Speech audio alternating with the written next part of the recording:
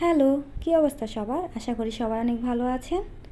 আমিও ভালো আছি। আজকে আপনাদের সাথে আমি একটা কামিজের পুরো ডিটেলস শেয়ার করব। আসলে এটা শুধু কামিজ না, এটা একটা টু পিস। তো আমি আজকে শুধু কামিজের পুরো ডিটেলসটাই শেয়ার করব। আশা করি আপনাদের কাছে ভালোই লাগবে। তো চলুন শুরু করা যাক।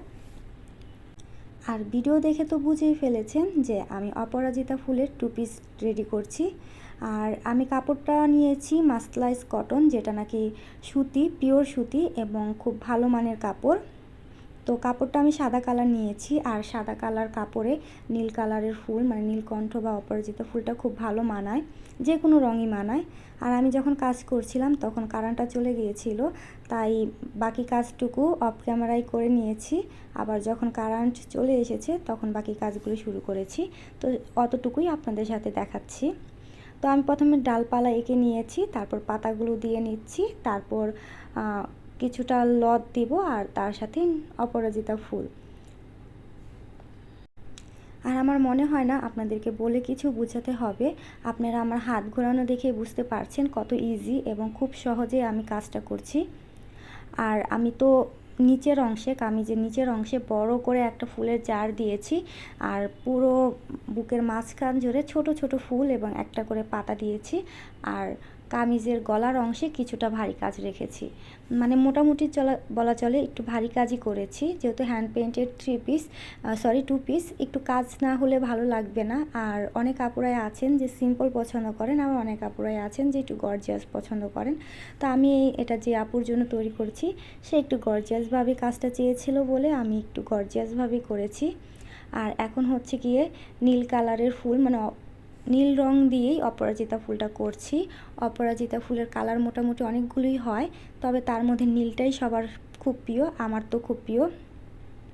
তো আমি এখন ফুলগুলো খুব ইজিলিভাবে শুধু রাউন্ড করে করে করে নিচ্ছি, আর মাঝখানে অঙ্কুরটা দিয়ে নিচ্ছি, দুটো টান দিয়ে আর কি। আর আমার এই সম্পূর্ণ কামিজটা রেডি করতে সময় লেগেছে মাত্র 1 ঘন্টা। আমি 1 ঘন্টায় পুরো কামিজের কাজটা শেষ করেছি। আর ওড়নাটা করেছি আরও 1 ঘন্টা, মানে টোটাল 2 ঘন্টা সময় ব্যয় করেছি এই কামিজের উপর। এই প্রথম আমি কোনো কাজ এত ফাস্ট করতে পেরেছি। নর্মালি আমার কাজ করতে অনেক সময় লাগে, এবং তার পিছনে একটা কারণ আছে। নর্মালি দেখা যায় আমার মেয়ে সবসময় আমার সাথে থাকে, যে কারণে আমি কাজ করতে পারি না। সেদিন আমার মেয়ে খুব সুন্দর একটা ঘুম দিয়েছিল, বলা চলে 2 ঘন্টার উপরে ঘুমিয়েছে। সেই ফাঁকে আমি কাজগুলো করে নিয়েছি।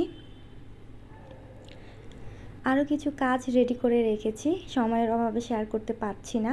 আর দেশের যে পরিস্থিতি, তার জন্য আমি নিজেও অসুস্থ, যে কারণে আমি হচ্ছে গিয়ে কাজটা করতে পারছি না, বা আপনার সাথে ভিডিও করার মন মানসিকতা নেই। তা যাই হোক, আমি আস্তে আস্তে আপনাদের সাথে সব ধরনের ভিডিওগুলোই শেয়ার করব, মানে আমার যে কাজগুলো করা হয়েছে আর কি, অনেকগুলো কাজ করেছি।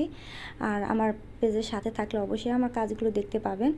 আর আপনারা যে চুপচাপ আমার কাজগুলো দেখে যান, কখনো কোনো লাইক কমেন্ট করেন না, তাদের উদ্দেশ্যে বলছি অবশ্যই আমার কাজগুলো দেখবেন, যদি ভালো লাগে ছোট্ট করে একটা কমেন্ট করে দিবেন। আর এখন হচ্ছে গিয়ে হাতার কাজটা করে নিয়েছি, মোটামুটি এই ছিল পুরো কামিজের কাজ। তো এখন বিদায় নেব।